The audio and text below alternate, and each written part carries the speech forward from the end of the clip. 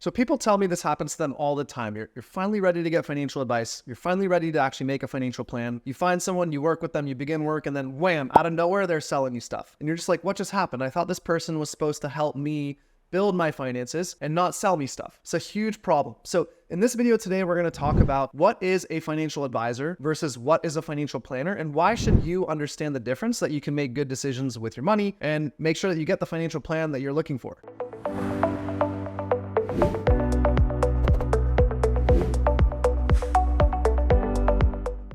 So welcome, my name's Eric Amzalag. I'm the owner and head financial planner at Peak Financial Planning. It's my mission to help people eliminate the clutter and noise that surrounds the financial services industry so that they can make good decisions with their money, not get taken advantage of, and ultimately live in peace with their finances. So in this video, we're going to be talking about the difference between a financial advisor and a financial planner. It's critically important that you understand this. Now, I've done other videos that are more detailed about fee structures and why it's also critically important to understand financial advisor compensation and what the general term financial advisor means. I'm not going to cover that in this video. What I do want to highlight is that what are most consumers looking for when they seek financial advice? They're probably seeking some combination of a financial planner, someone who can build financial models, help someone estimate how much they need to save each year, help someone estimate how much portfolio income they can take, help them understand how to take that portfolio income in a way that doesn't have them run out of money while alive. Those are math problems. That's financial planning. Then there's the investment advice side of financial advice, which is how do I invest my money to achieve the rate of return that my plans tell me I need? How do I invest my money so that I'm not taking on too much risk and ending up out of money? And how do I invest my money so that it's tax efficient? So most consumers are looking for a combo of a financial planner and an investment advisor. The problem with the concept of a financial advisor is that it covers a whole bunch of professions,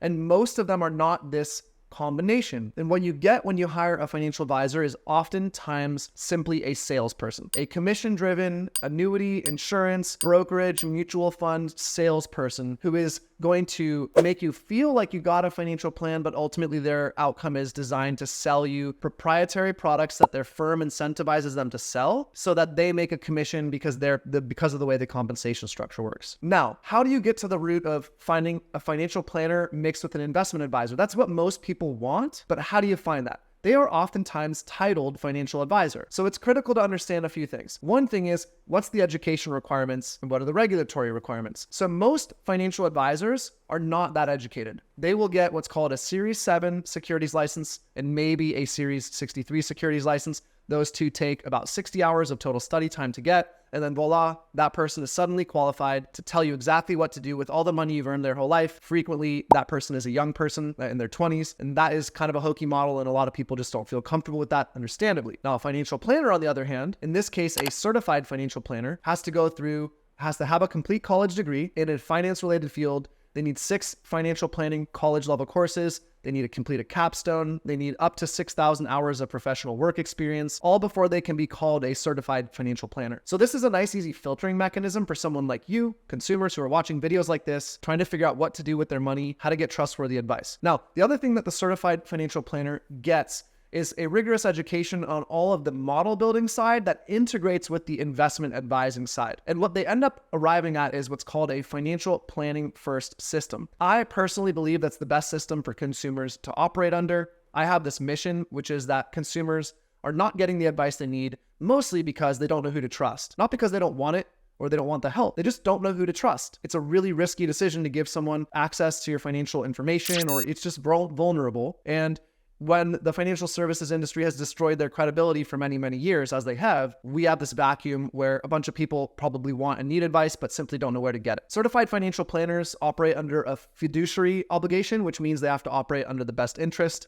of the client. They lead with financial planning, which means that they're going to help someone like you by asking them questions about how they want to use their money, about their lifestyle, about how they think about money, how they feel about money. And then they're going to help build models that are mathematical models that help inform the consumer like you about the most important decisions that lead to financial success. Things like, how much should I be saving and into which savings accounts? Because they're all taxed differently and I don't know where to send it. Do I put it all into my employer account? Do I put it all into a taxable account? That's one set of considerations, but they'll help you understand how much do you need to save so that you can hit your retirement age goal, but also have enough money to support your lifestyle and expenses without running out of money while still alive. That's financial planning. Also part of financial planning are how can I evaluate insurance products and other investment opportunities with a critical eye from someone who is not compensated to sell me it? Also, financial planning would be things like, when do I claim Social Security? What's the benefit mathematically? How do I quantify that? Should I do Roth conversions or Roth contributions? How do I tax plan? Those all fall under the broad umbrella of financial planning, and a certified financial planner is the appropriate place to get that advice. The investment side of things begins after the financial planning, because how can someone know how to invest your funds if they don't know what you're going to use those funds for? It's like throwing darts in the dark. It's like going to the doctor and the doctor not weighing you, measuring you, or looking at any past medical history and then just giving you a prescription for whatever you tell them you have. That doctor doesn't know anything about you. They're not qualified to give you some kind of a medical intervention or a plan because they haven't done any of the diagnostics. So that's why it's very important to lead with financial planning. And that's a really helpful way for you as a consumer to qualify a financial advisor. You just ask them, do you do financial planning? How rigorous is it? What does it cover? And show me some examples. I'd like to see examples of someone just like me who did their financial planning process and they had better outcomes. And then as you build the financial plan, maybe I'll trust you with money. Like, I don't want to have a relationship that starts out where I have to hand over money and do rollovers and asset transfers. That's a huge risk, and I don't know you from anyone else. Let's start with financial planning. So that's actually the best model for consumers to work in. I think if more consumers knew this was available, how to qualify that type of professional and where to access them, we'd probably have more consumers taking advantage of this type of a service, because it actually really is in the consumer's best interest. So to wrap this video up, here are a couple resources you can use to find qualified, fee-only fiduciary financial planners who also work in an investment advisory capacity, but lead with financial planning. I have another video that explains what a fiduciary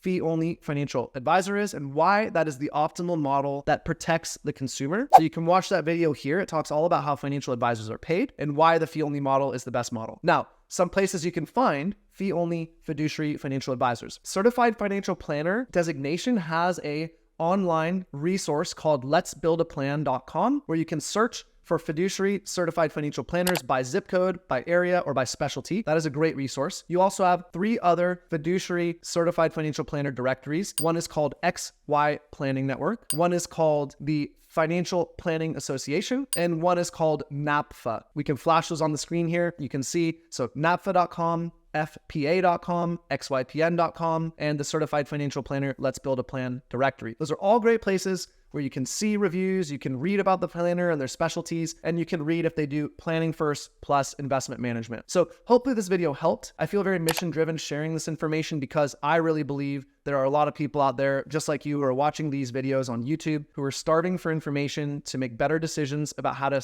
have their successful financial outcomes, and they just feel like they just don't know where to turn. If you want to go check those directories out, they'll be in the resources below, but you can also contact my firm. That's Peak Financial Planning. We're in Southern California, but we work with clients all over the country virtually to help them do financial planning first, fiduciary fee-only financial planning, and investment advising. You can read more about my company and my staff at www.thepeakfp. You can read about our financial planning philosophy, and you can even see a couple detailed case studies or an exact detailed financial plan that is it's a case study, but it's in great detail. You can watch the video up here, and you can also click the link below for the sample financial plan if you'd like to see what that entails. You can visit our website at www.thepeakfp.com. If you like this video, you found it helpful, please share it with someone who could benefit from this information. Save them time, save them pain, save them money. And if you have other requests for video topics in the future, please submit them in the comments below. And as always, thank you for your time and attention, and I hope they get the privilege of speaking with you at some time in the future. Take care and see you in the next video.